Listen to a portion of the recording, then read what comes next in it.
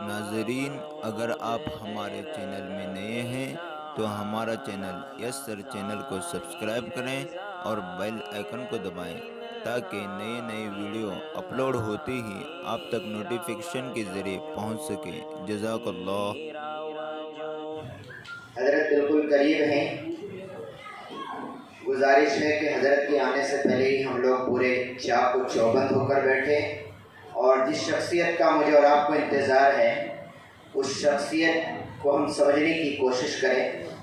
حضرت کے آنے تک اس کے لیے ان کا مسند میں خالی رکھا ہوں تاکہ ان کے آنے کے بعد ان کی جگہ سے اٹھنا اور مناسب نہ ہو، اس لیے میں بازو کی کرسی پہ بیٹھ کر آپ کے سامنے مخاطب ہوں۔ ابھی سے گزارش ہے کہ تھوڑا قریب آ جائے، بعد میں آنے والوں کے لیے قریب آ جائے، تھوڑا یہاں ایک جگہ تھوڑی چھوڑ دیں، ان کے ساتھ جو علماء کرام ہیں وہ بیٹھیں گے، باقی قریب آ جائیں۔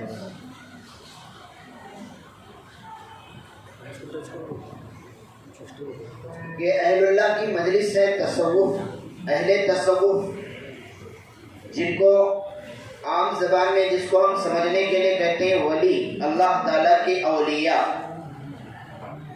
اولیاء کرام جو ہوتے ہیں ہر زمانے میں رہیں گے۔ انبیاء کا سلسلہ ختم ہو گیا، صحابہ کا دور مکمل ہو گیا، تابعین دنیا سے چلے گئے، تبع تابعین کا دور دنیا سے ختم ہو گیا۔ اب پانچواں جو دور چل رہا ہے، اس دور کے اندر قیامت تک اولیاء آتے رہیں گے۔ ایک دور نبی تھا، دور انبیاء کا ختم ہو گیا، دور صحابہ تھا جنہوں نے انبیاء کی صحبت پائی تھی، وہ بھی مکمل ہو گیا۔ دور تابعین تھا جنہوں نے صحابہ کرام سے تربیت حاصل کی تھی اور ان کے مرشد اور ان کے شیخ، ان کے پیر، ان کے استاد، ان کے پیشوا حضرات صحابہ کرام تھے، وہ بھی دنیا سے چلے گئے۔ تو ایک چوتھا دور آیا جس کو تبع تابعین والا دور کہتے ہیں، جنہوں نے تابعین سے تربیت پائی تھی، ان کی صحبت میں فیض حاصل کیا تھا، علم اور اہل علم کی وابستگی ان کے اندر پیدا ہو گئی تھی۔ وہ تبع تابعین کا بھی دور ختم ہوا، لیکن ایک پانچواں دور ہے جو قیامت تک چلے گا، جس کے سلسلے کو خدا نے منقطع نہیں کیا، وہ ہے اولیاء کا دور۔ اولیاء دنیا سے چلے نہیں گئے بلکہ جا بھی رہے ہیں، آ بھی رہے ہیں۔ اللہ نے قیامت تک کا وعدہ فرمایا ہے، ولی دنیا میں اس وقت تک رہیں گے جب تک دنیا رہے گی۔ اب سمجھ لو کہ ولی کسے کہتے ہیں۔ اب جو ہمارے سامنے آ رہے ہیں یہ اللہ کے ولی ہیں۔ اولیاء کرام کو ہم جانتے ہیں نا، ہر زمانے میں اولیاء ہیں، مشائخ ہیں، جن کو تصوف کے لائن میں اللہ نے وہ مقام اور وہ اعلیٰ مقام عطا فرمایا ہے کہ جن کے اوپر امت کا ایک بڑے طبقے کا اعتماد ہے اور امت کو بھروسہ ہے کہ یہ مرشد جو ہے، یہ پیر جو ہے، یہ شیخ جو ہے، یہ ہماری بہتر طریقے سے تربیت کر سکتا ہے۔ خواتین جو اس وقت نیچے پردہ نشین ہیں اور احباب جو میرے سامنے بیٹھے ہیں، یہ سمجھ لو کہ تصوف کی لائن کیا ہے۔ ہم نے چشمہ تبلیغ کا لگایا ہے تو ہمیں تبلیغ نظر آ رہی ہے، اور مدرسے کا چشمہ لگانے والوں کو مدرسہ دکھتا ہے، اور تصوف کا چشمہ لگانے والوں کو تصوف نظر آتا ہے۔ کالا چشمہ پہننے والے کو ساری چیزیں کالی نظر آتی ہیں، نیلا چشمہ پہننے والے کو ساری چیزیں نیلی نظر آتی ہیں، لیکن ہمیں تو سفید چشمہ پہننا ہے، ہمیں تو ایسا چشمہ پہننا ہے کالی چیز کالی نظر آئے اور اجلی چیز اجلی نظر آئے، ہری چیز ہری نظر آئے اور پیلی چیز پیلی نظر آئے۔ اب مختلف کلر کی چیزیں سامنے ہیں، میں نے کالا چشمہ لگایا، ہرا بھی کالا نظر آئے گا، پیلا بھی کالا نظر آئے گا، نیلا بھی کالا نظر آئے گا۔ لیکن اگر میں نے ایسا چشمہ لگایا، اگر بغیر چشمے والی آنکھ سے میں دیکھ رہا ہوں تو کالا کیا ہے، یہ پردہ لال ہے، یہ کھڑکی کا کلر کیسے ہے، یہ اوپر کے چھت کا کلر کیسے ہے، یہ قالین کا کلر کیسے ہے، ہمیں کلر کی تمیز ہو رہی ہے۔ تو سمجھ لو ایک ایمان والے کو اس نظریے کے ساتھ چلنا ہے تبلیغ کی محنت اپنی جگہ پر برحق ہے، تصوف کی لائن اپنی جگہ پہ برحق ہے، مکاتب دینیہ اور مدارس قرآنیہ کی محنت اپنی جگہ پہ برحق ہے۔ قرآن اور مدارس دینیہ والوں سے جتنا فائدہ پہنچا اتنا فائدہ تبلیغ سے پہنچا، اتنا فائدہ تصوف سے پہنچا۔ ایک ٹنکی کی مختلف چابیاں ہیں، اوپر ٹنکی لگی ہوئی ہے، نیچے وضو خانہ ہے۔ پہلی چابی کو کھولو اسی ٹنکی کا پانی آئے گا، دوسری چابی کو کھولو اسی ٹنکی کا پانی آئے گا، تیسری چابی کو کھولو اسی ٹنکی کا پانی آئے گا، تینوں چابیوں کو کھولو پانی ایک ہی ٹنکی کا ہے۔ مدرسے سے ذریعے سے پھیلنے والا نور اسی ٹنکی کا ہے، اور خانقاہ کے ذریعے سے پھیلنے والا نور اسی ٹنکی کا ہے، تبلیغ کے ذریعے سے پھیلنے والا نور اسی ٹنکی کا ہے۔ نظریات الگ ہو چکے ہیں ہمارے، ہم نے نہیں سمجھا۔ آج ہمارے دل اتنے تنگ ہو چکے ہیں۔ ایک مریض ہے بیمار ہے، ڈاکٹر کے پاس پہنچا، اس کا ہارٹ کا آپریشن ہے اور اس کا پیر ٹوٹا ہوا ہے، اس کی کڈنی فیل ہو چکی ہے۔ کڈنی والا ڈاکٹر آ رہا ہے اور کڈنی والا ڈاکٹر آ کر کڈنی کا علاج کر رہا ہے، اور پیر ہڈیوں کو چھوڑنے والا ڈاکٹر آ کر ہڈیوں کو چھوڑ رہا ہے، اور ہارٹ کا ڈاکٹر آ کر ہارٹ کا علاج کر رہا ہے۔ تینوں ڈاکٹر باہر جا کر چائے پیتے ہوئے کہہ رہے ہیں کڈنی اہم تھی، دوسرا کہہ رہا ہے پیر اہم تھا، تیسرا کہہ رہا ہے ہارٹ اہم تھا۔ ان کی بحث بیکار ہے، کیونکہ ایک انسان کی باڈی میں ہارٹ بھی ضروری ہے، پیر بھی ضروری ہے، کڈنی بھی ضروری ہے۔ ایک انسان کا مجسمہ جو ہے، جس طریقے سے انسان کی باڈی میں ہارٹ ضروری، کڈنی ضروری، پیر ضروری، انسان کی زندگی کے اندر تبلیغ ضروری، مدرسہ ضروری، مکتب ضروری، خانقاہ ضروری ہے۔ کوئی دعویٰ نہیں کر سکتا کہ تبلیغ کی محنت والے ہی کام کر رہے ہیں، مدرسے والے خالی دکان چلا رہے ہیں۔ مدرسے والے دعویٰ نہیں کر سکتے کہ ہم ہی کام کر رہے ہیں اور دوسرے نہیں کر رہے۔ خانقاہ والے دعویٰ نہیں کر سکتے ہم ہی کام کر رہے ہیں۔ ایک کرانی شاپ میں حبلی کے اندر ہے، اس کے بازو میں دوسرا کرانی شاپ ہے، اس کے بعد بازو میں تیسرا کرانی شاپ ہے۔ ہر دکاندار سے خریدنے والا گاہک الگ الگ ہو سکتا ہے، لیکن اس کی ضرورت پوری ہو رہی ہے۔ تبلیغ سے فائدہ اٹھانے والا الگ ہے، خانقاہ سے فائدہ اٹھانے والا الگ ہے، مکتب سے فائدہ اور مدرسے سے فائدہ اٹھانے والا الگ ہے۔ اس کو کیوں الگ کر رہے ہو؟ سوتیلا برتاؤ کیوں کر رہے ہو؟ یتیمی کا درجہ کیوں دے رہے ہو؟ اس میں کوئی سوتیلا بھائی نہیں ہے، یہ تینوں اس ماں کی اولاد ہیں۔ تبلیغ، تصوف اور اسی طریقے سے مدارس۔ وَيَتْلُونَ عَلَيْهِمْ آيَاتِي وَيُزَكِّيهِمْ وَيُعَلِّمُهُمُ الْكِتَابَ وَالْحِكْمَةَ۔ اللہ نے قرآن میں تینوں کو جمع فرمایا، تینوں کو جمع کر کے فرمایا انبیاء کی بعثت کا مقصد اللہ نے تین چیزوں کو بنیادی طور پہ بتایا۔ وَيَتْلُونَ عَلَيْهِمْ آيَاتِي، اس سے مفسرین نے دعوت کو مراد لیا ہے۔ وَيُزَكِّيهِمْ سے مراد تزکیہ ہے، وَيُعَلِّمُهُمُ الْكِتَابَ سے مراد مدارس دینیہ ہے۔ سمجھ میں آ رہی ہے آپ کو بات؟ قرآن کریم کی آیت میں بتلایا انبیاء کے مقاصد تین ہیں، تین مقاصد کو لے کر انبیاء دنیا میں مبعوث ہوا کرتے تھے۔ ایک مقصد تو ہے امت میں چل پھر کر دعوت دینا، ہر ایک کے پاس جانا، غیر طالب کے پاس طالب بن کر جانا، جس کے دل میں طلب نہیں ہے اس کے دل میں طلب کی چنگاری پیدا کرنا، یہ تبلیغ کا مقصد ہے۔ مدارس دینیہ سے کیا ہوتا ہے؟ طالب بچے مدرسے میں جاتے ہیں، وہاں سے پڑھ کر آتے ہیں، ایک عالم دین کے ذریعے سے کتنی امت کو فائدہ پہنچ رہا ہے۔ ممبر پہ ٹھیک کے بات کرنا، عالم دین کی کتابیں، مدرسے سے پڑھنے والے علماء کی خدمات، یہ آپ اس کو فراموش کر سکتے ہیں؟ مکتب میں پڑھانے والا ایک معلم، ایک استاد، ایک حافظ، وہ بچوں کی تربیت کر رہا ہے، اور خانقاہ میں رہنے والے جو شیخ، مرشد اور اللہ والے جو ہوتے ہیں وہ اپنے مریدین کی اصلاح کر رہے ہیں۔ لیکن ان تمام محنتوں میں چھوڑنے کی جو طلب پیدا ہوتی ہے وہ دعوت و تبلیغ کی محنت سے پیدا ہوتی ہے۔ سمجھ لو ایک آدمی تبلیغ والے، دعوت و تبلیغ کی محنت کرنے والے شراب خانے میں جاتے ہیں، جوئے کے اڈے پہ جاتے ہیں، وہاں پر کسی کی توڑی پہ ہاتھ رکھتے ہیں، پیار محبت سے اس کا ذہن بناتے ہیں، تشکیل کر کے اس کو جماعت میں نکالتے ہیں۔ اب یہ جماعت میں جب جاتا ہے تو جماعت میں جانے کے بعد 6 نمبر کے دائرے میں کچھ چیزیں اسے بتائی جاتی ہیں، آداب عقد سکھائے جاتے ہیں، دعوت کی محنت کرنے کا طریقہ بتایا جاتا ہے۔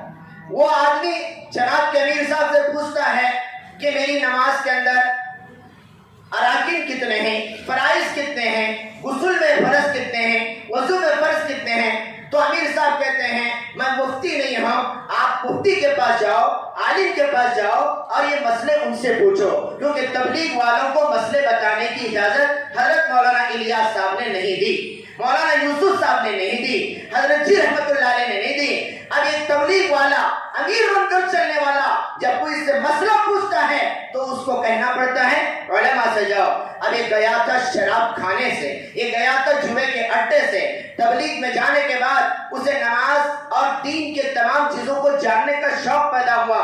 امیر صاحب نے علماء سے رابطہ قائم کیا، یہ مسجد کے امام سے آ کر مفتی صاحب سے مسئلہ پوچھا اور مفتی صاحب نے مسئلے بتایا۔ اب نماز پڑھ رہا ہے، تبلیغ میں نماز کا طریقہ سیکھا، علماء کرام سے نماز کے مسائل سیکھا۔ تبلیغ میں نماز کیسے پڑھنا، رکوع کیسے کرنا وہ سیکھا، علماء سے مسائل سیکھا۔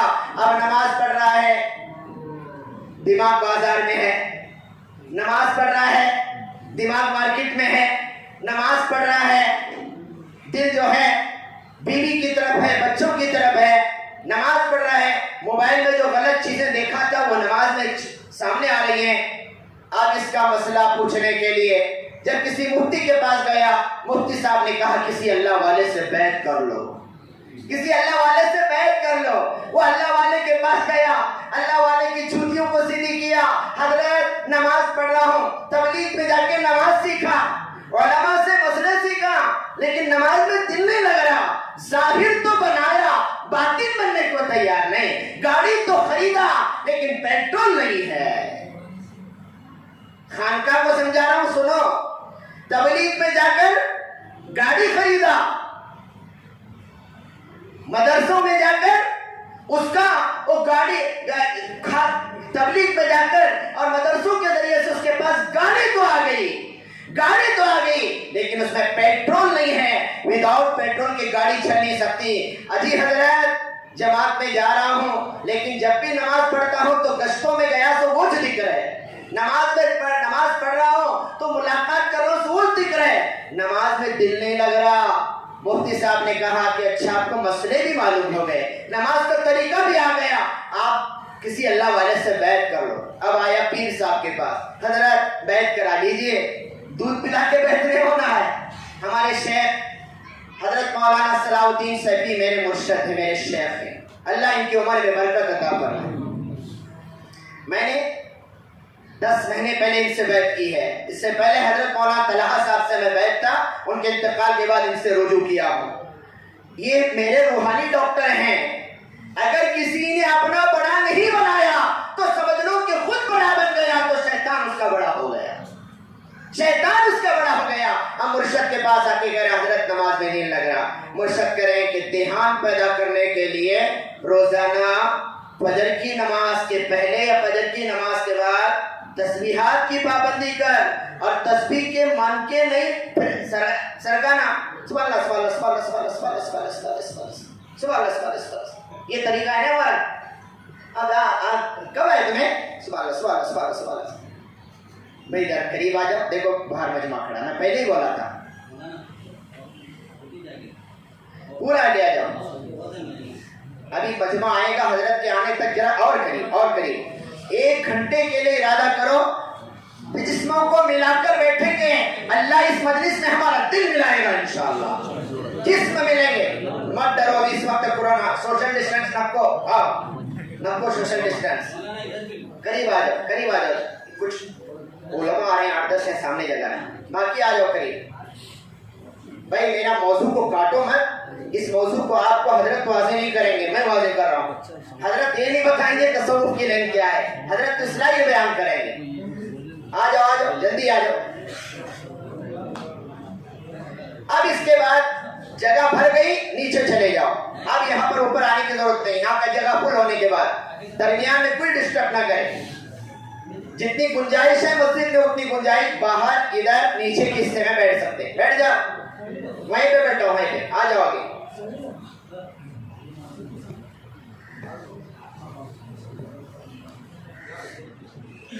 ٹھیک ہے درود شریف پڑھ لیں. تو میں کیا کہہ رہا تھا؟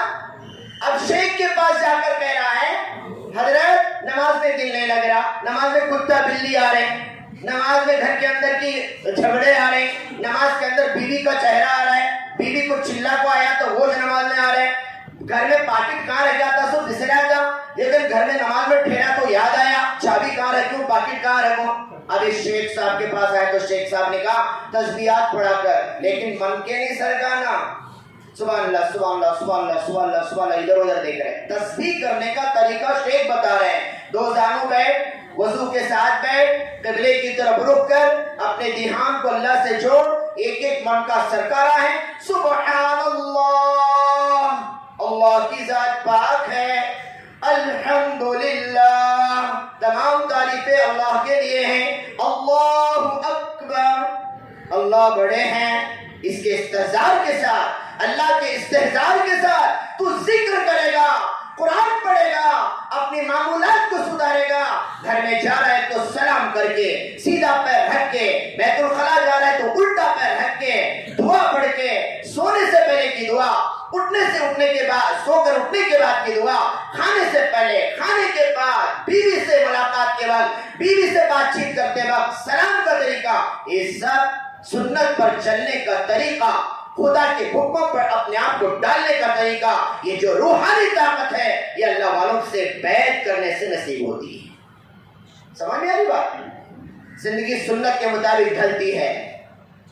تبلیغ کی محنت سے طلب پیدا ہو گئی، علماء کے ذریعے سے مسائل سیکھ کر علم کا شوق پیدا ہو گیا، اہل اللہ کی صحبت سے اس کے اندر نکھار پیدا ہو گیا. اب بتاؤ تینوں چیزیں ضروری ہیں کہ نہیں ہیں؟ ان میں سے کسی کو مائنس کر سکتے ہو؟ بدن میں جس طریقے سے ہمارے پارٹس کا درجہ ہے، ایک ایک پارٹس قیمتی ہے، اسی طریقے سے میرے بزرگوں، میرے دوستوں، محترم خواتین، انسان کی زندگی میں کے اندر دعوت و تبلیغ کی محنت اور خانقاہ کی محنت اور اسی طریقے سے مدارس دینیہ کی محنت ضروری. ان سے محبت ہو. نہیں کر سکتے جتنا کرتے اتنا کرو، لیکن کرنے والوں کے اوپر انگلی مت اٹھاؤ. وہ بھی پانی اسی ٹنکی کا پی رہے ہیں.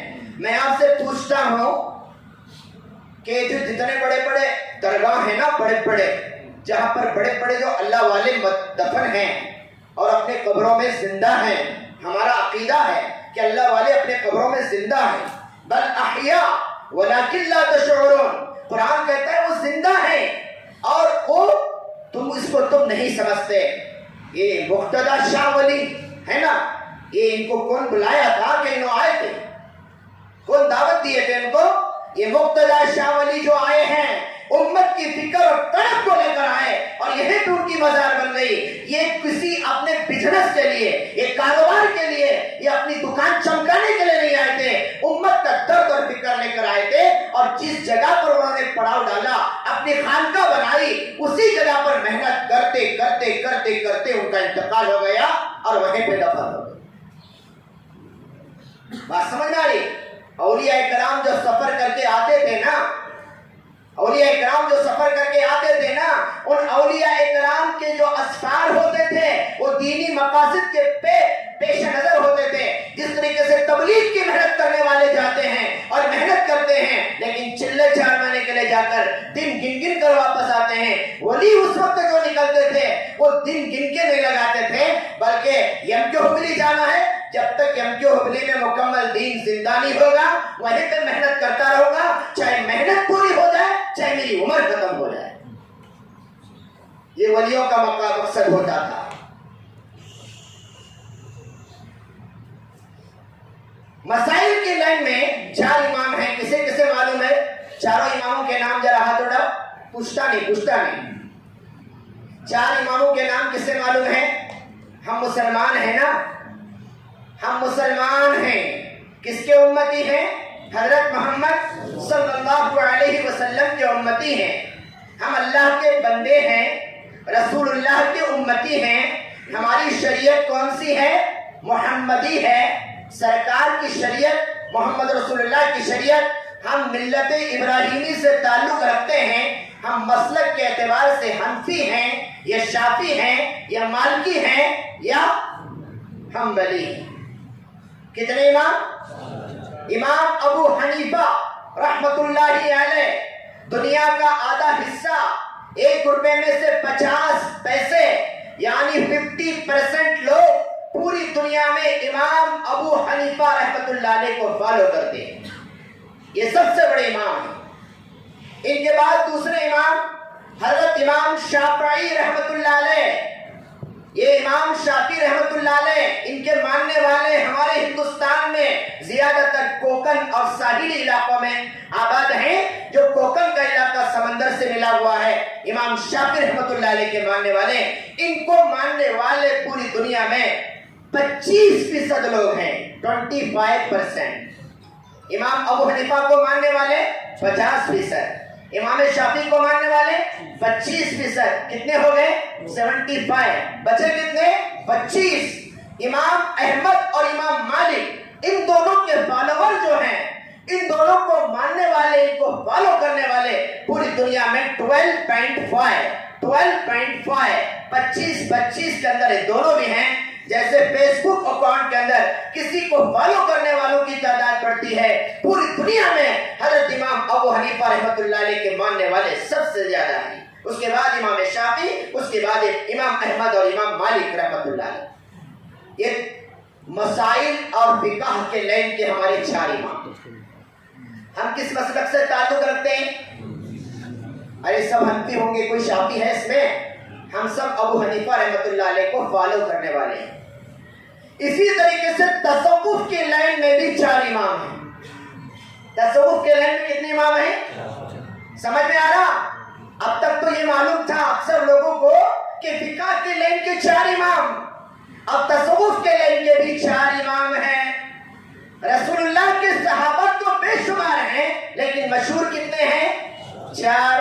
حضرت ابوبکر صدیق, حضرت عمر فاروق, حضرت عثمان غنی, حضرت علی مرتضیٰ.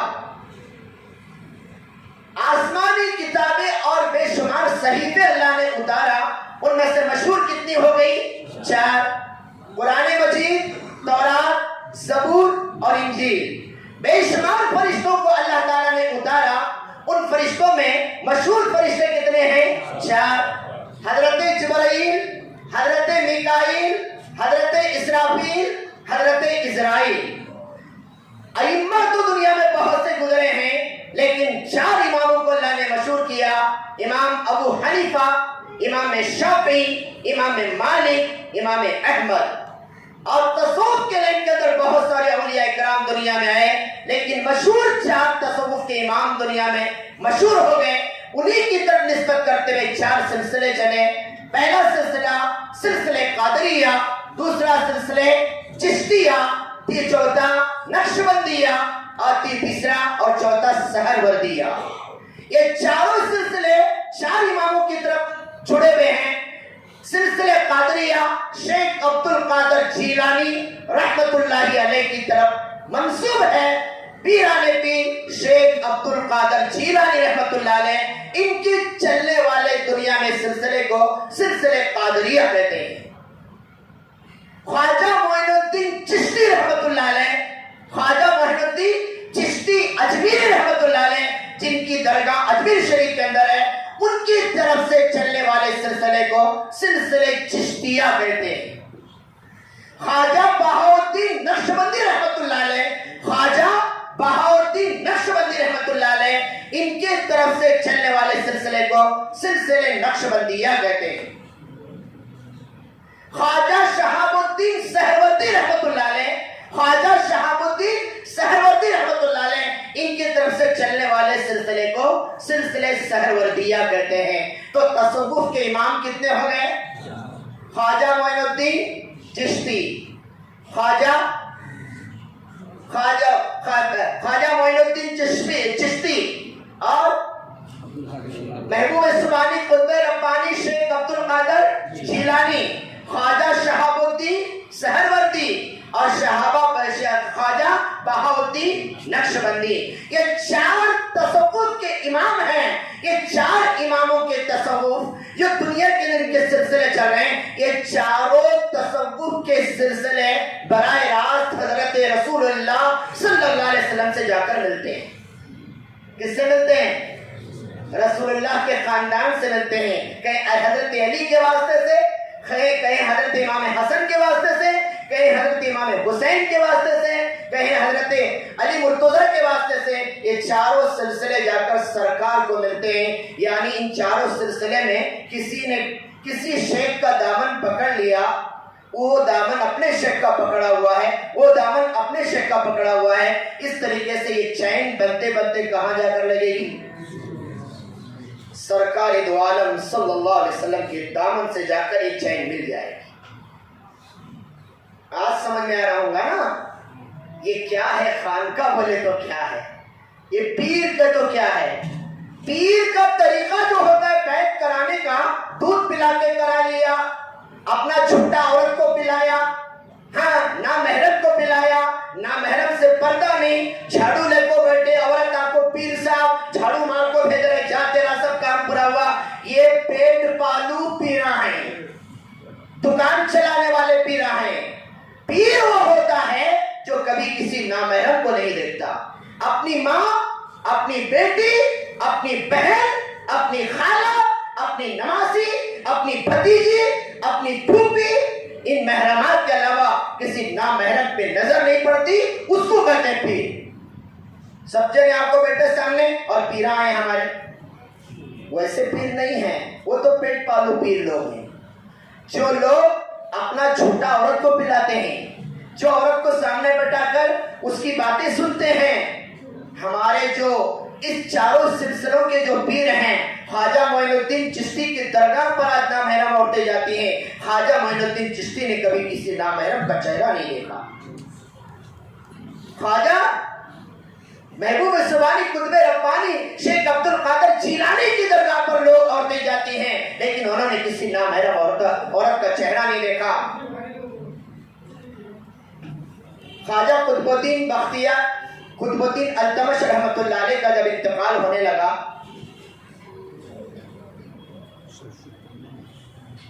بھائی آواز ابھی بس جگہ نہیں ہے، جہاں ملی وہاں بیٹھ جاؤ۔ اوپر کے حصے میں جگہ ہے، نیچے کے حصے میں جگہ ہے، یہاں پر جگہ نہیں ہے، آگے سرکنے کے لیے کوئی بولو ہی مت۔ تو اللہ کا کرم دیکھیے، اللہ والا جو ہوتا ہے جس کی پوری زندگی تصوف کے لائن میں ڈوبی ہوئی ہوتی ہے اور اللہ سے اس کا ایسا گہرا رشتہ ہوتا ہے، اسے اپنے خواب میں، نیند میں، جلوت میں، خلوت میں، اٹھتے بیٹھتے اس کی زبان سے اگر کوئی چیز نکلتی ہے تو کیا نکلتا ہے؟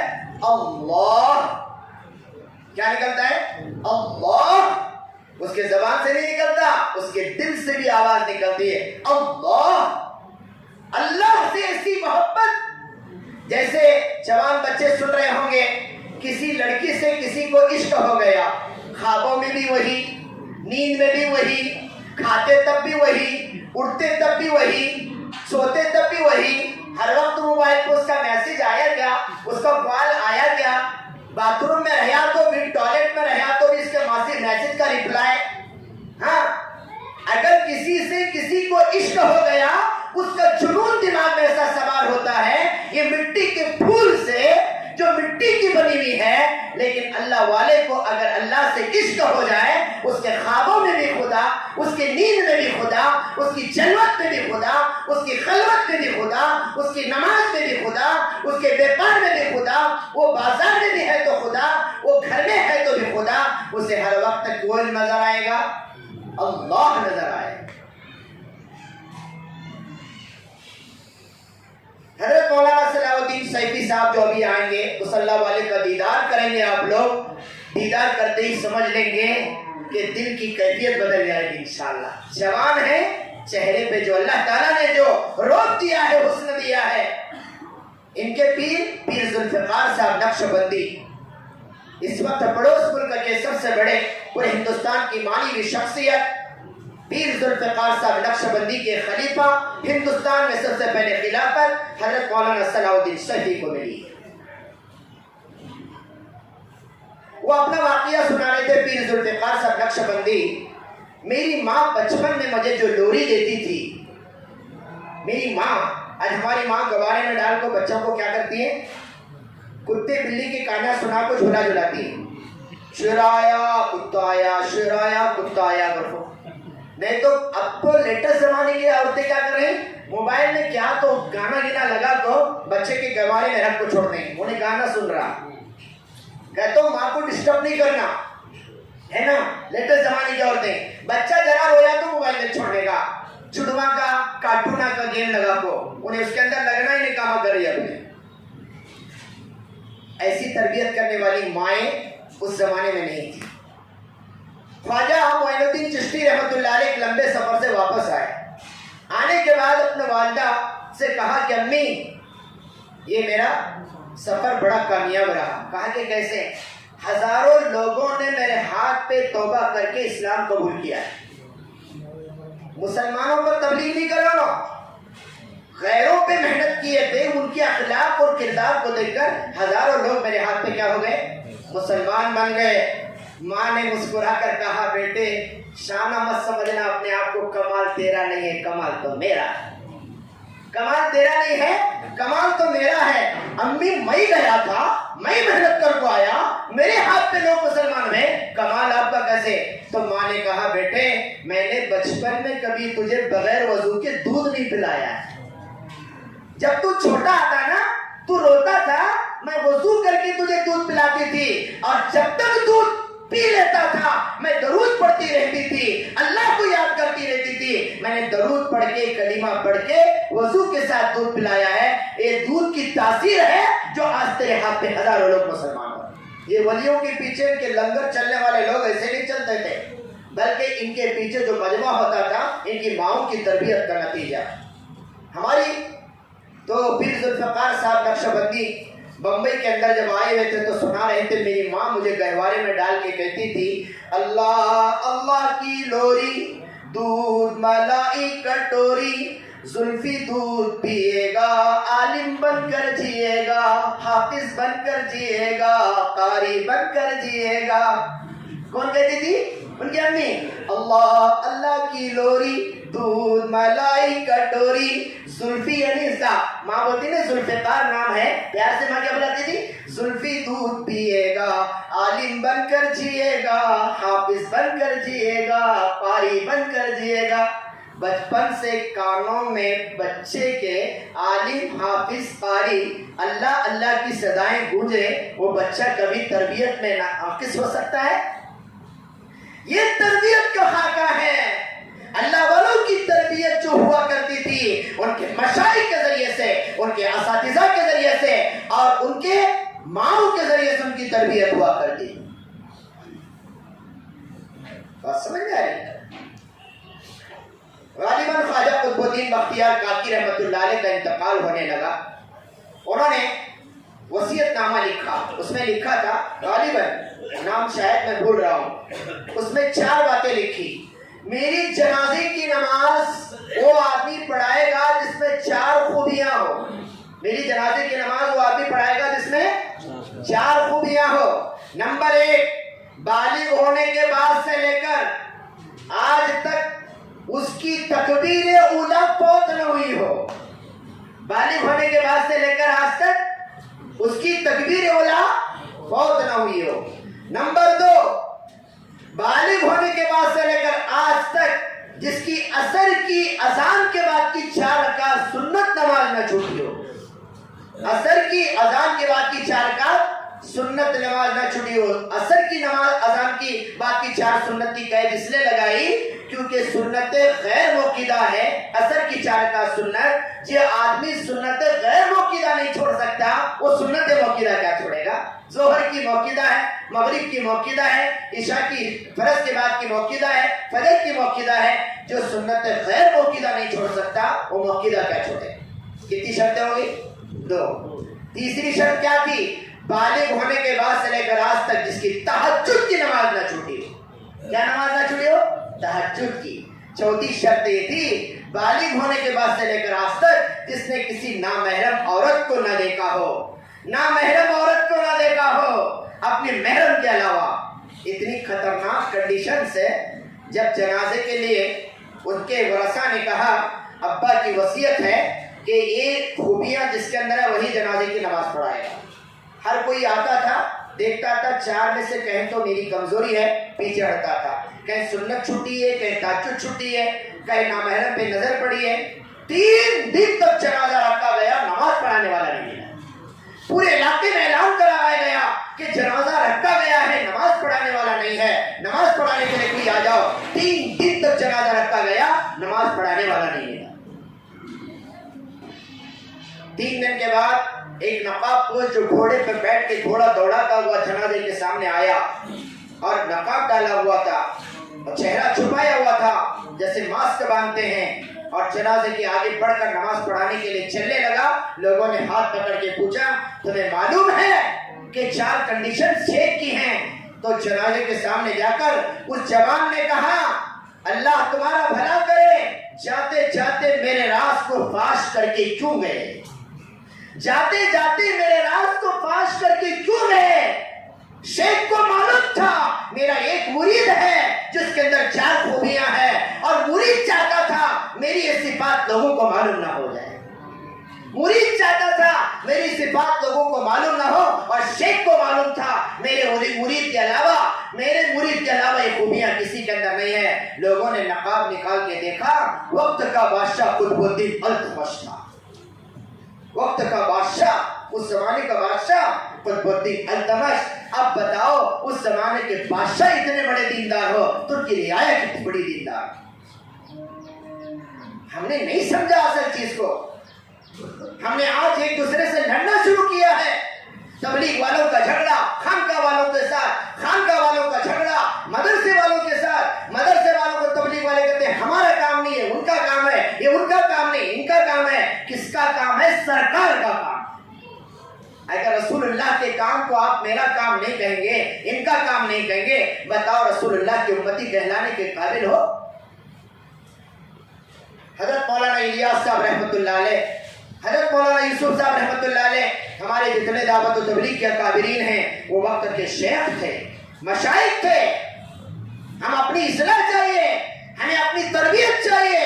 دعوت و تبلیغ کا منظم جو نظام ہے وہ اصلاح و تربیت کے خاکے کا ہے۔ اللہ تعالیٰ اس سے تربیت کرانا چاہتے ہیں، اس سے ہماری اصلاح کرانا چاہتے ہیں۔ آج ہمارے دل پورے گندے ہو چکے ہیں۔ اگر ہم نے کسی کو بڑا نہیں بنایا تو سمجھ لو کہ موبائل کے انٹرنیٹ کے گناہ سے آج نہیں بچ سکتے۔ جوان کی خلوت کی راتیں انٹرنیٹ کی گناہ سے نہیں بچ سکتی، لیکن اگر کسی کو بڑا بنا کر اپنی تربیت کر لینا شروع کیا، اپنی پرسنل زندگی کو سدھارنا شروع کیا، تو خلوت میں بھی ہے، موبائل اوپن کر رہا ہے تو دل میں خیال آئے گا اللہ دیکھ رہا ہے۔ کون دیکھ رہا ہے؟ یوٹیوب پہ جا رہا تھا، غلط ٹائپ کرنے والا تھا، اللہ کا استحضار پیدا ہوا، وہ موبائل اٹھا کے جیب میں رکھ لیا۔ اس کے بجائے مولانا طارق جمیل، پیر ذوالفقار صاحب کسی کے بیان کو ٹائپ کیا اور وہ سنتے بیٹھا۔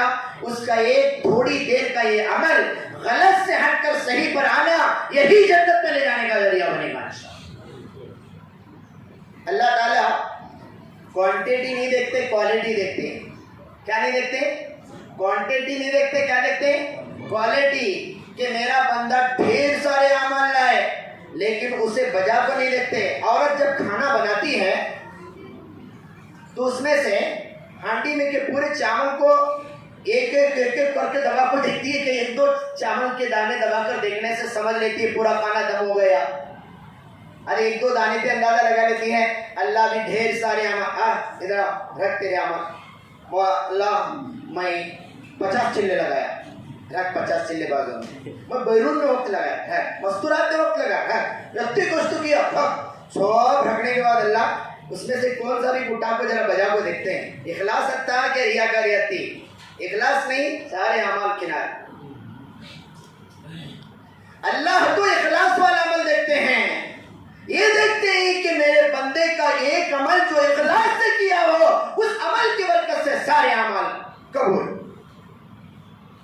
ایک بہت بڑے اللہ والے تھے جو کاتب تھے، کئی کتابیں، حدیث کی کتابیں انہوں نے لکھی ہیں، ہزاروں کتابیں لکھی ہیں۔ ایک مرتبہ وہ بلو لکڑی کی پین آتی تھی پہلے، یعنی لکڑی کی پین کو چھیل کر سیاہی میں ڈبا کے لکھتے تھے، معلوم ہوگا کسی کو۔ اس سے لکھا کرتے تھے کتابیں، آج جیسا پین نہیں ہوتی تھی، اس سے لکھتے لکھتے ایک مرتبہ مکھی آئی اور وہ پین کی نوک پر، وہ برو کی نوک پر بیٹھ گئی۔ وہ اللہ والوں کو خیال آیا شاید پیاسی ہے، پینے کے لیے آئی ہے، تو انہوں نے قلم کو ایسے روک کے رکھا، جب وہ پی کر اڑ کے چلی گئی حدیث لکھنا شروع کیا۔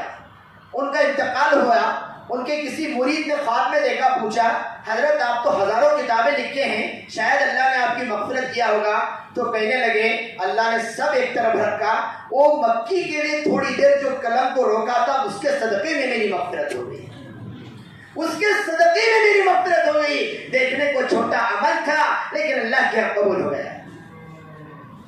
سنا ہے نا، ایک عورت فاحشہ تھی، گندا کام کرنے والی، لیکن راستے سے جا رہی تھی، پیاس لگی، پانی کنویں میں پی کر باہر آئی، دیکھا کہ کتا پانی سے تڑپ رہا ہے، زوال باہر نکالا ہوا ہے۔ اس عورت نے سوچا مجھے پیاس سے جیسی تکلیف ہو رہی تھی ویسے شاید کتے کو بھی ہو رہی ہے، اپنے پیر میں کا موزہ نکالا، چمڑے کا موزہ تھا، اس میں پانی بھر کے لائی اور کتے کو پلائی اور چلی گئی۔ اس عورت کو خواب میں بھی معلوم نہیں تھا کہ میرا عمل اللہ کو پسند آیا۔ انتقال ہونے کے بعد کسی کے خواب میں آئی، پوچھا تیرے ساتھ کیا معاملہ ہوا؟ کتے کو پانی پلانے کی برکت سے اللہ نے جنت دے دی۔ زندگی میں کچھ بھی نہیں کیا تھا، اللہ تعالیٰ کے پاس کوئی ایسی اعمال لے کر جاؤ جو صرف اللہ کو معلوم رہنا، تمہارے دوستوں کو معلوم نہیں رہنا، تمہارے دونوں فرشتوں کو بھی خبر نہیں رہنا، ایسے کچھ اعمال تیار کرو۔ بعض اعمال ایسے ہوں گے جو فرشتے اللہ کے سامنے پیش کریں گے اور فرشتے جو ہیں اس میں بھی نہیں رہے گا۔ اللہ اب جب دیکھے گا بندہ میری نجات کا کوئی ذریعہ نہیں، اللہ کہیں گے تیرا ایک عمل میرے پاس ہے، وہ عمل دل سے جو سوچا تھا اور اللہ کو ڈر کے جو رکا تھا، جو فرشتے کی لکھائی میں بھی نہیں آیا تھا، وہ اللہ کے علم میں ہے، اور اللہ تعالیٰ اسے اعمال کی برکت سے بندے کی مغفرت کے فیصلے کر رہا ہے۔ اللہ والوں کی صحبت با اولیاء، صحبت با اولیاء، اللہ والوں کی صحبت ایک ساتھ کی، کچھ منٹ کی، کچھ سیکنڈ کی، حضرت آئیں گے سمجھو آدھا گھنٹہ پونا گھنٹہ بات کریں گے، حضرت کا بیان تو لمبا نہیں ہوتا، یہ تھوڑی دیر کی اللہ والوں کی صحبت 1000 سال بغیر دکھلانے کی نیت سے آدمی عبادت کر رہا ہے، اس سے بہتر ہے اللہ والوں کی صحبت۔ کتنی بڑی بات ہے، 1000 سال عبادت کرے آدمی بغیر ریا کے، اس سے بہتر اللہ والوں کی صحبت۔ روحانی ڈاکٹر، کیسے ڈاکٹر؟ ڈاکٹر کے سامنے آدمی جا کر اپنے کسی مرض کو بتانے میں شرم محسوس کرتا ہے کیا؟ ہاں، اگر ناک کے نیچے کی جگہ پر بھی، شرمگاہ کی جگہ پر بھی کوئی زخم ہے تو ڈاکٹر بول رہے دکھا اسے کر، بولے تو نہیں، ڈاکٹر صاحب نہیں دکھاتا، بولے تو جائے ہاتھی کر بولتا ہے، دکھائے گا کہ نہیں دکھائے گا؟ ہاں، ڈاکٹر کے پاس جا کر آدمی اپنی شرم کی جگہ پر ہونے والے زخم کو بھی دکھا سکتا ہے، تو پتہ چلا کہ اپنی جسمانی بیماری کا علاج کرانے کے لیے آدمی جو ہے ڈاکٹر سے نہیں شرماتا، اپنی روحانی بیماری کا علاج کرانے کے لیے اللہ کے ولیوں سے نہیں شرمنا چاہیے۔ جو شیخ ہوتا ہے وہ ہمارا روحانی ڈاکٹر ہے، اس کو سب بولنا، کیا کیا ہو رہے نہیں ہمارے ساتھ سب بولنا، حضرت تمہیں بولے سو تسبیح پوری کر رہو، ہاں، اور سب کرو، دیکھو جلدی سے سانپا آ گیا، 4 تسبیح کے شروع کرا، سانپا باندھنا شروع کیا اور چلنے کی سٹائل بدل گئی، صوفی بن گیا۔ اسے نہیں بولتے تصوف، اندر پورا پھوکلا ہے، ظاہری لباس کو ستارا، اندر نہیں بنا۔ ان کے پاس جانا، ان کے پاس بیٹھنا، ان کو بولنا، میں بیوی کے ساتھ غصہ کرنے کی عادت ہے، میں بچوں کو مارنے کی میری عادت ہے، حضرت بات بات پہ غصہ آتا ہے، گھر والی پہ میرے چڑچڑا بناتا ہے، میرے اندر یہ برائی ہے، میں جھوٹ بولتا ہوں، جھوٹا وعدہ کرتا ہوں، میرے اندر غلط چیزیں ہیں، مجھے ٹی وی دیکھنے کی عادت ہے، میں خلوت میں، ادھر دیکھو حضرت آئیں گے تو آپ کی نگاہ کے سامنے رہیں گے، آپ کی نگاہ کے سامنے رہیں گے، حضرت آئیں گے یہیں پر آئیں گے، تو حضرت تشریف لائے، بھیا جگہ بنا، حضرت کے لیے جگہ بنا، تو اللہ والوں کی مجلس میں احترام کے ساتھ بیٹھنا، ادب کے ساتھ بیٹھنا، دعا کرے اللہ تعالیٰ ہم سب کو حضرت سے مکمل فیض حاصل کرنے کی اللہ تعالیٰ توفیق عطا فرمائے۔ اصل یہ مجلس جو ہے روحانیت والی مجلس ہے، ایمان کو بنانے والی مجلس ہے، یقین کو بنانے والی مجلس ہے، اللہ تعالیٰ سے ہمارا رشتے کو مضبوط کرنے والی مجلس ہے۔ اس کے لیے بڑے ادب و احترام کے ساتھ پوری توجہ کے ساتھ مکمل بات سنیں، انشاءاللہ اس کا ہمیں خوب فائدہ پہنچے گا۔ اچھا آ رہے تو سمجھ والی بات، جتنا ادب و احترام کے ساتھ ہم رہیں گے، ان مجالس سے فائدہ اٹھائیں گے، اللہ کا تعلق ہمیں نصیب ہوگا، اللہ کی محبت ہمیں نصیب ہوگی۔ اللہ سے رشتے کو مضبوط جوڑنا، اللہ سے اپنے رشتے کو مضبوط کرنا، تاکہ میرا تعلق میرے اللہ سے ہو جائے، میری خلوت، میری جلوت، میری صبح کی زندگی، میری شام کی زندگی اللہ کے حکموں پر، نبی علیہ الصلوۃ والسلام کے طریقوں پر آ جائے۔ میرا کھانا، میرا پینا، میرا اٹھنا، میرا بیٹھنا، میرے ہر کام نبی کے طریقے کے مطابق، میرے معاملات، میری معاشرت، میرے اخلاق یہ نبی کے طریقے کے مطابق۔ صرف دین عبادت کے شعبے کا نام نہیں ہے، نماز روزہ پڑھ لیا باقی شعبے خالی ہیں، معاملات صحیح طریقے سے نہیں ہو رہے، ہمارے کاروبار ٹھکا نہیں ہے، دھوکہ دے کے کما رہے ہیں، جھوٹ بول کے کما رہے ہیں، سامنے والے کو دھوکہ دے رہے ہیں، اچھی چیز بتا کر غلط چیز کا سودا کر رہے ہیں، ہماری معاشرت غلط ہے، ہمارے پہننے کے کپڑے، ہماری معاشرت کی زندگی غلط ہے، ہمارے اندر اللہ کے رسول صلی اللہ علیہ وسلم کے طریقے نہیں ہیں، ہمارے اندر اللہ تعالیٰ کا حکم نہیں ہے، نبی علیہ السلام کا طریقہ نہیں ہے، عورتوں میں حیا، عورتوں میں پردہ، عورتوں میں برقع، یہ ساری چیزیں نہیں ہیں، تو سمجھو ابھی تک ایمان ہمارے زندگی میں اور ہمارے دل میں داخل نہیں ہوا۔ ایمان اور اسلام، اپنے آپ کو ایمان پر مکمل طور پہ لانا ہے اور اپنی زندگی کو اسلام کے طریقے کے مطابق لانا ہے۔ اسلام کا جو طریقہ ہے، نبی علیہ السلام کا جو طریقہ ہے، اس طریقے پر اپنی زندگی کو مکمل طور پہ لانا ہے، اپنے تعلق کو اللہ تعالیٰ سے مضبوط کرنا، اپنی زندگی کو اچھی طریقے سے سنوارنا، کریں گے انشاءاللہ۔ تمام احباب توجہ کے ساتھ، دھیان کے ساتھ بات سنیں اور اللہ سے دعا کریں اللہ تعالیٰ ہماری دل کی دنیا بدل دے، اللہ تعالیٰ ہمیں عمل کی توفیق عطا فرمائے اور اللہ تعالیٰ ہمیں کہنے سننے سے زیادہ عمل کی توفیق عطا فرمائے۔